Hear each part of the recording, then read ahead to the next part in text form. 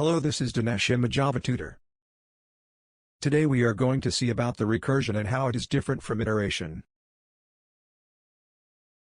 The definition of recursion is the process in which a function calls itself directly or indirectly is called recursion. The example of recursion is recursive addition. Here is the function which define the recursive addition here. Firstly, shown f of 1 is 1, it means that it is base condition in the. Next is f of n equals to n plus f of n minus 1, the function repeating itself till the base condition occur. If n is equal to 5, then the sequence is 5 plus 4 plus 3 plus 2 plus 1. Continuing the same example, where n equals to 5. First f of 5 equals to 5 plus f of 4. Then f of 4 is 4 plus f of 3.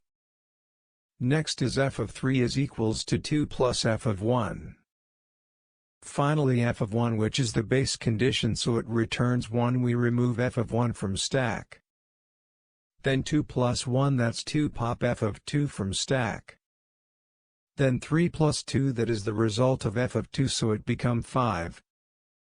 Next is 4 plus 5, and same like that, 5 plus 4 plus 3 plus 2 plus 1. The differences between recursion and iteration is: recursion is when a function calls itself within its code, thus repeatedly executing the instructions present inside it. Iteration is when a loop repeatedly executes the set of instructions like for loops and while loops.